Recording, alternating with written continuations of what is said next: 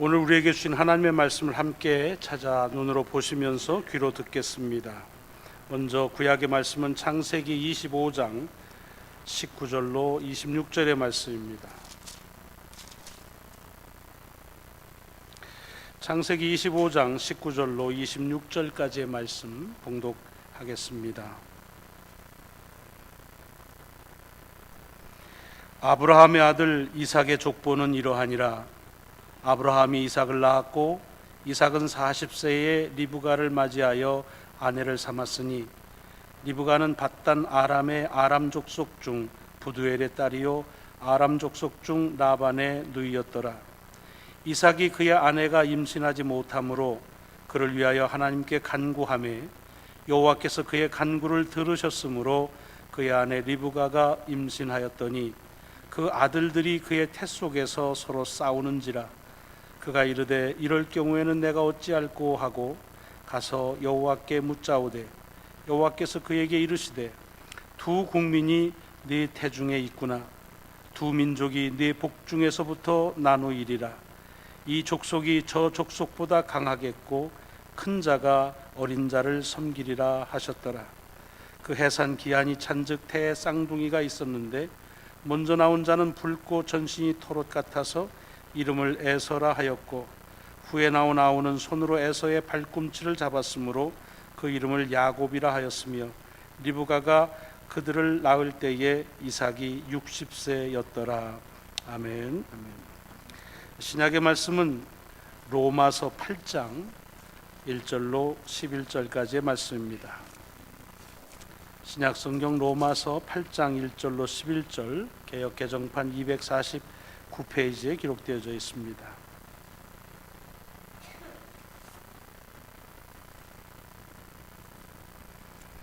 그러므로 이제 그리스도 예수 안에 있는 자에게는 결코 정죄함이 없나니 이는 그리스도 예수 안에 있는 생명의 성령의 법이 죄와 사망의 법에서 너를 해방하였음이라.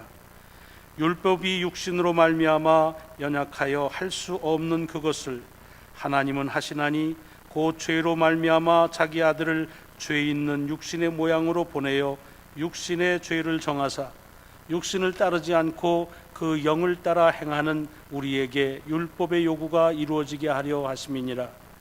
육신을 따르는 자는 육신의 일을, 영을 따르는 자는 영의 일을 생각하나니 육신의 생각은 사망이요 영의 생각은 생명과 평안이니라. 육신의 생각은 하나님과 원수가 되나니 이는 하나님의 법에 굴복하지 아니할 뿐 아니라 할 수도 없음이라. 육신에 있는 자들은 하나님을 기쁘시게 할 수 없느니라.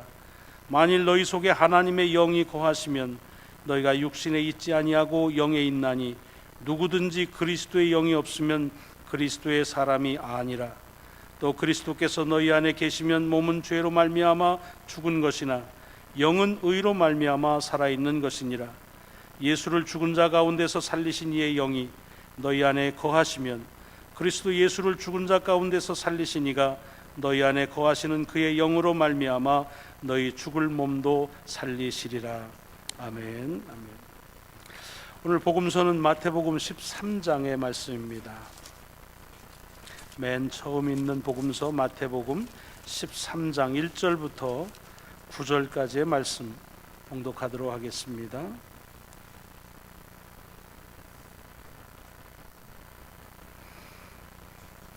그날 예수께서 집에서 나가사 바닷가에 앉으심에 큰 무리가 그에게로 모여들거늘 예수께서 배에 올라가 앉으시고 온 무리는 해변에 서 있더니 예수께서 비유로 여러 가지를 그들에게 말씀하여 이르시되 씨를 뿌리는 자가 뿌리러 나가서 뿌릴새 더러는 길가에 떨어짐에 새들이 와서 먹어버렸고 더러는 흙이 얕은 돌밭에 떨어짐에 흙이 깊지 아니하므로 곧 싹이 나오나 해가 돋은 후에 타서 뿌리가 없으므로 말랐고 더러는 가시떨기 위에 떨어짐에 가시가 자라서 기운을 막았고 더러는 좋은 땅에 떨어짐에 어떤 것은 100배 어떤 것은 60배 어떤 것은 30배의 결실을 하였느니라. 귀 있는 자는 들으라 하시니라. 아멘.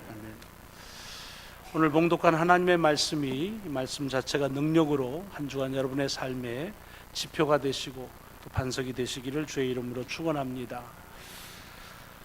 예수님께서 복음서에 보면 하나님 나라에 대해서 말씀하실 때 가장 즐겨서 쓰신 것이 비유입니다. 왜냐하면은 하나님의 나라는 손으로 잡힐 수도 또 눈으로 볼 수도 없는 것이기 때문에 쉽게 눈으로 볼 수 있고 경험할 수 있는 것들을 통해서 비유적으로 설명해 주셔서 하나님의 나라가 어떤 것인지에 대해서 그렇게 쉽게 이해할 수 있도록 돕는 그와 같은 방법을 사용하신 것입니다.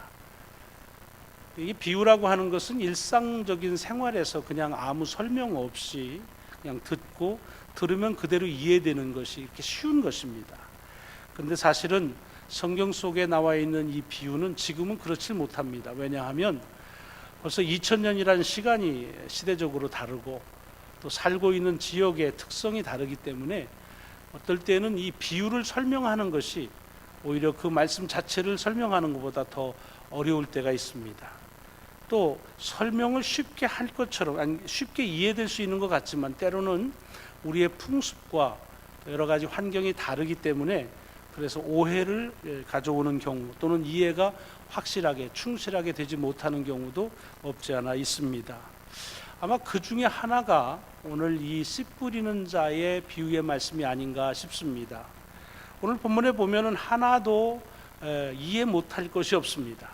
어떤 사람이 씨를 뿌리러 나갔는데 씨를 뿌리다가 뿌려진 씨 중에 길가에 떨어진 것은 그냥 뿌리를 내리는커녕 새가 와서 쫙 먹어버렸고, 돌밭에 떨어진 것은 그것은 그냥 금방 폈다가 뿌리를 깊이 내리지 못해서 그래서 그냥 시들어지고, 그리고 이런 가시덤불에 뿌려진 것들은 그것은 열매를 맺지 못한다. 그리고 그에 비해서 좋은 땅에 뿌려진 것은 많은 열매를 맺는다.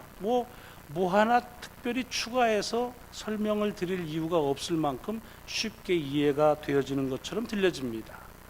그러나 사실은 우리가 지금 우리는 농사를 짓지 않습니다만은 오늘 현대에 있어서 농사를 짓는 씨를 뿌리는 것을 연상하면 이 본문의 말씀은 여러 가지로 우리에게 오해를 줄 수가 있습니다. 이를테면 지금 농사를 지려는 사람이 밭에 나가서 씨를 뿌리는데 길에다가 씨를 뿌리는 사람은 없습니다. 또 돌밭에다가 씨를 뿌리고 가시덤불에다가 씨 뿌리는 사람이 그런 농부가 어디 있겠습니까? 말이 안 되지요. 왜냐하면 농사를 짓든 안 짓든 아주 상식적인 게 뭐냐, 농사를 지으려고 하면 먼저 밭을 잘 일궈서 딱딱한 데는 잘 파내고, 돌 있으면 걸러내고, 가시덤불 있으면 다 솎아내고, 그래서 땅을 좋게 만들고 그 다음에 씨를 뿌리는 것이지, 이렇게 뿌리는데 그냥 길에도 뿌리고 돌짝밭에 뿌리고 이러는 경우는 없습니다. 심심해서 그냥 한번 뿌려볼까 하고 휙 뿌려보는 그런 경우가 아니라면, 그러면 그 사람은 사실은 농사를 짓기 위해 뿌리는 게 아니지요.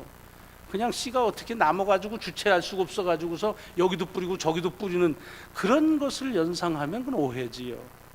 왜냐하면 예수님 당시의 팔레스타인 지역은 지금도 그렇지만 그렇게 농사 짓기에 적합한 땅이 아닙니다. 물론 적합한 땅이 없진 않았습니다. 이 요단강을 중심으로 해서 흐르는 그냥 이 작은 부분만, 거기는 그래도 좀 물이 많으니까 농사를 지을만 하지만 그 외에는 다 광야입니다. 지금도 가면 이렇게 이제 5월쯤 지나고서부터 보면 굉장히 땅이 마르고 척박합니다. 그러니까 그런 땅에 농사를 짓는다는 일은 쉽지가 않았겠지요. 그러니까 그들도 농사를 지으려고 하면 밭을 일구고 돌을 일궈내고 가시덤불을 다 이렇게 쳐내는 것은 기본적으로 하는 겁니다. 그렇지만 그렇게 열심히 노력을 해도 당시에 이 밭을 일군다고 하는 자체가 어려웠고, 그리고 돌이 워낙 많아서 그래서 돌을 치워도 여전히 돌이 그대로 있는 경우가 대부분이었고, 지금도 그렇습니다. 그리고 이 가시덤불이라는 건 얼마나 번성한 생명력이 강한지 뽑아내도 계속해서 자라나는 그런 그 척박한 환경 속에서 농사를 짓는 것을 우리가 연상을 하면서 이 말씀을 보셔야 합니다. 안 그러면 오해가 쉽죠. 이따위로 농사를 짓는 사람이 어디 있습니까? 게으른 사람이 아니면 책임 없이 씨만 뿌려버리는 그런 건데, 그런 뜻이 아니라 농사를 짓기 위해서 돌을 잘 골라내도 다 고를 수가 없고 여전히 남아있고, 그리고 가시덤불을 뽑아내도 여전히 덤불이 있는 그런 가운데서도 농사를 짓는다는 얘기입니다. 그럼 오늘 본문에서 보면 또 하나 잘 보셔야 될 게, 눈여겨보셔야 할 단어가 뭐냐면 덜어는이라는 단어입니다. 덜어는 씨를 뿌렸는데 길가에 뿌리고, 덜어는 돌밭에, 덜어는 뭐 돌짝밭에 뿌려졌다, 그런 얘기입니다. 이 덜어라는 말은 뭐냐면 뿌린 거가 다 길로나 또는 돌이나 가시덤불로 좋은 밭으로 간 게 아니라 그런 경우도 생겼다는 얘기입니다. 근데 이것이 그냥 덜어는이는 말이 반복해서 똑같은 말이 이 밭의 종류에 따라 똑같이 사용되니까 마치 무슨 뭐 25% 뿌린 씨의 25%는 길가로 가고 이렇게 생각하시면 안 됩니다. 대부분은 다 좋은 땅에 뿌려지지요. 그런데 그 중에 덜어는 길가에도 뿌려지기도 하고 돌에 뿌려지기도 하고 가시덤불에 뿌려지기도 한다는 이야기입니다. 이게 왜 중요하냐 하면, 이렇게 척박한 땅에서 돌을 다 골라내고 가시덤불을 완전히 소멸시킨 다음에, 요새처럼 제초자가 있으면 좋겠죠. 근데 그렇지 않으니까 그리고서는 농사를 짓기는 불가능한 일입니다. 그러나 돌이 있거나 가시덤불이 나온다 할지라도 그래도 땅에 씨를 뿌리고 농사를 짓는 이유는 뭐냐? 덜어는 그래서 뭐 새가 쫙먹고 덜어는 말라 죽지만 그래도 많은 포션은 그 속에서 많은 결실을 거둔다는 것 때문에 그렇습니다. 그래서 해마다 농사를 짓고 척박하지만 그곳에서 거두어서 쭉 한 해를 먹고 살고, 그리고 거기다 또 씨를 심을 만한 그런 씨앗을 남겨내는 것이지요. 그런데 오늘 본문에 보면은 여기 또 하나 단어가 있는데, 씨를 뿌린다고 되어 있습니다. 여러분, 그 농사를 지신 분 알지만 이 곡식 중에는 씨를 뿌려서 하는 곡식이 있는가 하면 심어야 되는 것이 있습니다. 호박 같은 거, 오이 같은 거는 뿌리지 않습니다. 하나하나 심습니다. 그러니까 이렇게 척박한 땅이라고 한다면, 누가 심는다고 한다면 길에다가 굳이 심을 이유가 어디 있겠습니까? 그런 사람은 또 없지요. 그냥 돌 위에다가 딱씨 갖다 심어놓고 잘 자라라, 이거는 코미디지요. 가시덤불 위에다가 씨를 심는 사람은 없습니다. 만약에 씨를 심는다고 한다면 그러면은 그런 거 다 피해서 좋은 땅에다만 심었겠지요. 근데 이것은 지금 곡물을 뿌리는 것입니다. 대개 보리든지 밀 이런 건 다 뿌립니다. 그러면 뿌리는 것보다는 심는 게 훨씬 더 수확이 좋을 수 있겠지만, 사실은 거기에 투자되는 시간이나 이런 걸 따지면 뿌릴 수밖에 없는, 심지 못하는 그런 곡물들이 있습니다. 자, 이게 우리에게 주어져 있는 그런 오늘 본문의 그런 그림입니다. 이걸 통해서 예수님께서는 하나님의 나라를 설명하시는 겁니다. 뭘 우리에게 주는 말씀인가요? 하나님의 말씀은 선포되어진다고 말합니다. 그래서 제자들을, 여기만이 아니라 복음서에 보면은 나가서 하나님의 말씀을 선포하라 그럽니다. 근데 그 하나님의 말씀을 선포한다는 말은 마치 씨로 얘기하자면 하나하나 심는 것이 아니라 씨는 뿌리는 것이다 라고 하는 의미입니다. 그런데 문제는 그렇게 씨를 뿌렸는데, 하나님의 나라가 선포되어졌는데, 마치 길에도 떨어지고 그 다음에 돌밭에도 떨어지고 가시덤불에 떨어지는 것처럼 하나님의 말씀이, 그 말씀이 떨어지는 곳마다 다 열매를 많이 맺은 것은 아니라고 하는 것을 알려주는 것입니다. 그럼 교회 역사를 보면 그렇습니다. 하나님의 말씀이 지속적으로 선포되지요. 그런데 그 선포될 때마다 많은 열매를 맺은 적, 뭐 그런 것이 좀 분량적으로 말하면 그런 때도 있었습니다. 소위 교회가 중흥하는, 부흥하는 시기도 있었습니다. 그러나 어떤 때는 교회가 그 일 때문에 어려움을 겪을 때도 있었습니다. 마치 돌에 심어진 것처럼, 또 가시덤불에 심겨진 것처럼, 그래서 아무런 열매를 맺지 못하고 그냥 씨만 허비하는 것과 같은 그런 시대도 있었습니다. 여러분, 요즘은 어떨까요? 기독교 역사 2000년에 볼 때 요즘을 가리켜서 기독교 후대니 또는 기독교의 쇠퇴기니 말합니다. 여러분, 이렇게 말하는 그 기준은요, 사실은 아직도 서구 유럽이나 미국을 중심으로 하는 기준으로 볼 때 그렇습니다. 유럽 교회가 쇠퇴해가고 미국 교회가 부흥하는 것이 이제는 그만하지 못하다고 해서 교회는 이제 더 이상 부흥하지 않는다라고 말하지만 그건 큰 오해입니다. 전 세계 통계로 보자고 한다면 아프리카에서 교회가 생겨지고 그 다음에 그리스도인들이 고백되어지는 수는 놀라울 만큼 많습니다. 우리 연합감 얘기만 보더라도 지난 1968년도에 저희 교단이 1100만이었다고 했습니다. 근데 지금 약 800만 정도로 생각합니다. 그러면 68년부터 약 근 50년 동안에 미국에서 한 300만 명이 줄었다고 봅니다. 그런데 사실은 지난 20년 동안 아프리카에서 연합감리교 교회는 400만 명 이상이 늘었습니다. 여러분, 중국에서 교회가 지금 생겨지고 세워지고 그리스도인들이 이제 그 변화되는 숫자를 보면 매우 놀랍습니다. 제가 정확한 그런 통계를 가지고 말씀을 못 드려 죄송합니다만은 어렴풋하게 보더라도 이 하나님의 나라가 선포되어진 이후로 시대에 따라서 박해를 받기도 하고 조금 쇠퇴하는 기미가 있었던 것이 없던 것은 아니지만 결과적으로 보면 지난 2000년 동안에 지금이 가장 많은 부흥을 일으키고 있다라고 해도 과언이 아닙니다. 저는 이것은 하나님께서 이 땅에 그리스도로 다시 오실 때까지 지속되어진다고 믿습니다. 그것을 오늘 본문 속에서 보는 것입니다. 여러분, 여기 씨를 뿌리는 사람의 입장에서 보자고 한다면 씨는요, 비록 돌짝밭이 있고 가시덤불이 있고 길가가 있다 할지라도 그대로 뿌릴 때에 그 뿌릴 수 있는 근거가 뭐냐? 조금 덜 아니면 전혀 수확이 안 되는 곳도 있을지 모르지만 좋은 땅에만 뿌려지기만 하면 그러면 그 좋은 땅에서 수확되는 것이 100배, 60배, 30배의 결론을 가져오기 때문에 그 씨를 뿌리는 것 그 양과는 비교할 수 없을 만큼의 수확을 거둘 수가 있고, 그래서 넉넉하게 1년을 먹고 그리고 그 다음에 또 씨를 뿌릴 수 있는 여유가 생겨진다고 하는 것입니다. 이것이 그냥 씨를 뿌리는 것이 아니라 하나님의 나라가 선포되어진 것은 예수 그리스도 이후에 지금까지 이어지고 있다고 하는 것을 말씀드려도 과언이 아닙니다. 그럼 우리가 신앙생활 하는 것도 마찬가지예요. 하나님의 말씀대로 살라고 하면 그냥 말씀대로 다 열매가 잘 맺어지느냐, 뭐 그러면 좋겠지만 생활에서 그러지 않잖아요. 말씀대로 회사를 운영하다 보면 회사가 좀 크게 일어나면 좋겠는데 그러지 않는 경우가 많습니다. 오히려 그것 때문에 투자했던 것마저 그것을 원본을 까먹는 경우도 많이 있고요. 좋은 그런 이익을 못 낼 경우도 있습니다.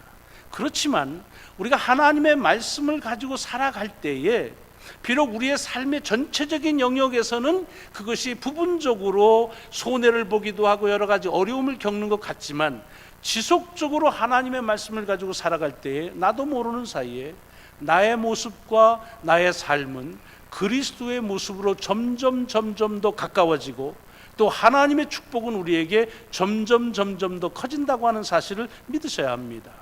이것이 오늘 본문에 주는 첫 번째 교훈입니다. 그래서 하나님의 말씀은 선포되어야 되고 하나님의 나라는 선포되어져야 된다는 것입니다.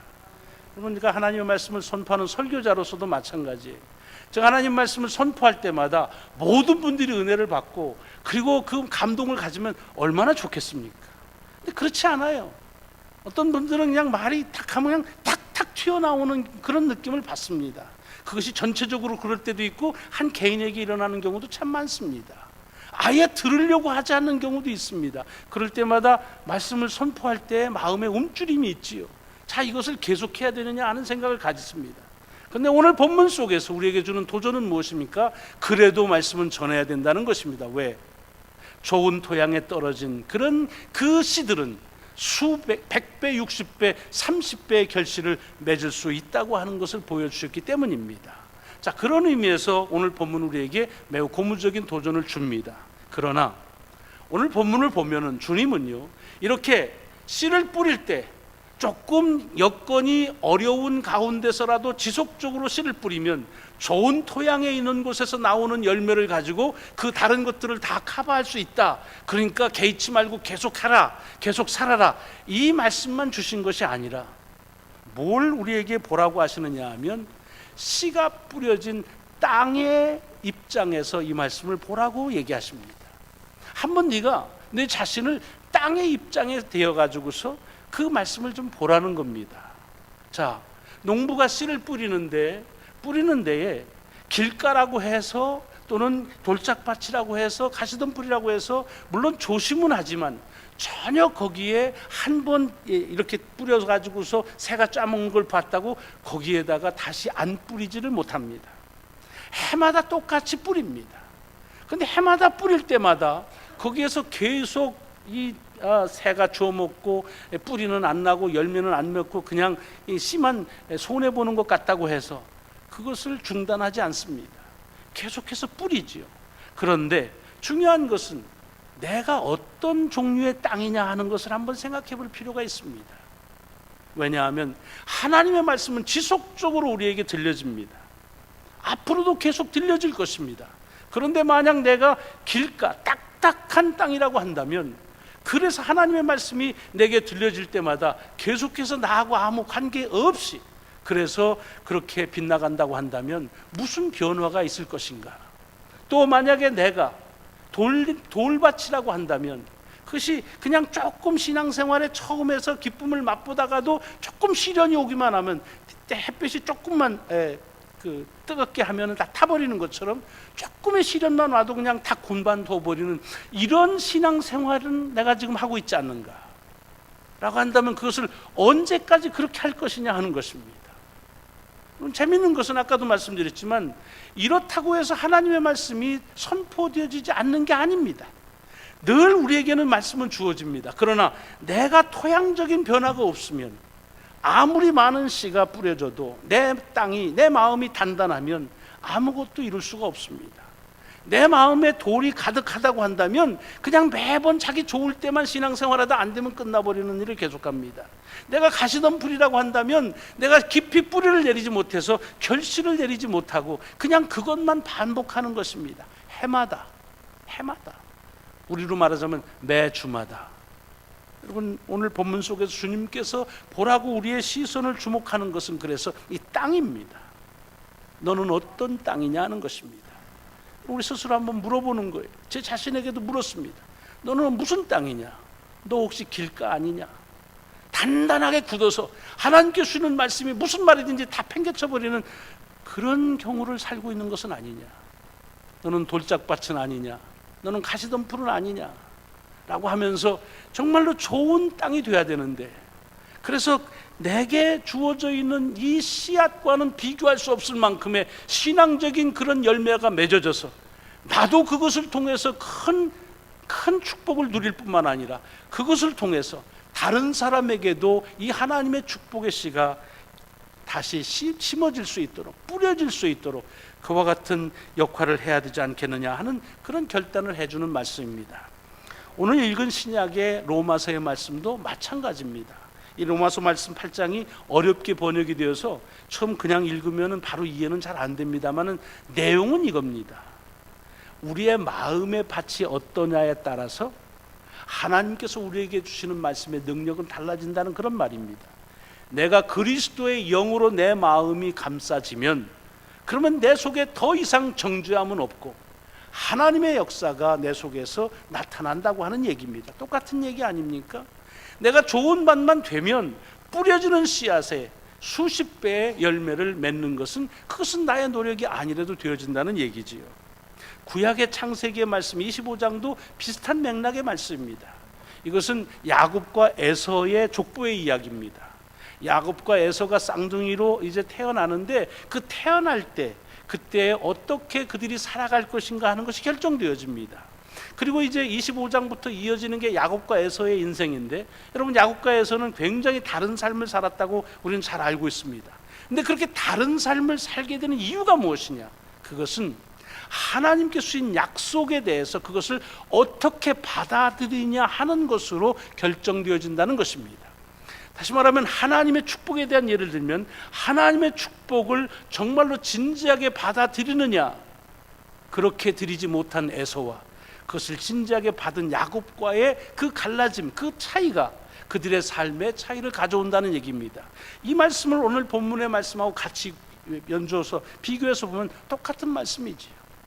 주어지는 약속에 대해서 내가 그 말씀을 어떻게 받아들이느냐 하는 것으로 내 속에서 나타난 열매는 다르다고 하는 아주 기초적인, 아주 상식적인 말씀을 가지고 오늘 우리들에게 도전해 주시는 말씀입니다.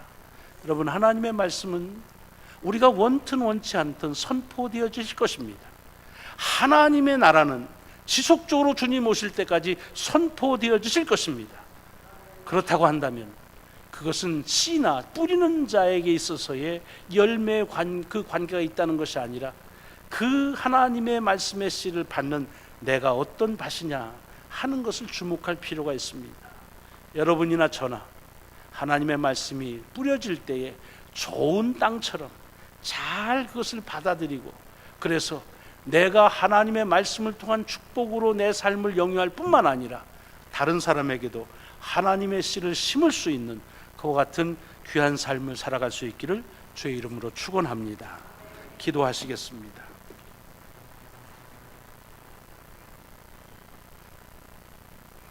지난 2000년 동안 선포되어진 말씀입니다. 지금도 우리에게 지속적으로 선포되는 말씀. 혹여라도 하나님 은혜의 갈급함은 말씀의 부족이 아니라 말씀에 대한 우리가 열려지지 못해서 오는 그런 갈급함은 아닌지요. 하나님의 축복의 빗나감은 하나님의 축복의 역사가 없어서가 아니라 하나님의 축복의 역사에 대한 우리의 마음의 상태에 돌이 많아서 그런 것은 아닌지요.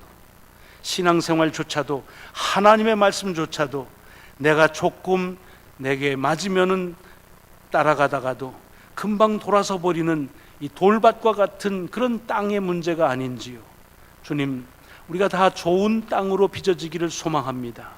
그래서 하나님의 말씀이 내게 주어질 적마다 내 안에서 100배, 60배, 30배의 결실을 얻어 그 말씀의 축복과 은총을 내가 누리게 하시고 또한 다른 사람에게도 그 축복의 씨앗이 심겨질 수 있도록 주님 저희들을 사용하여 주옵소서.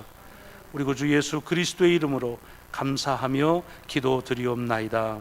아멘.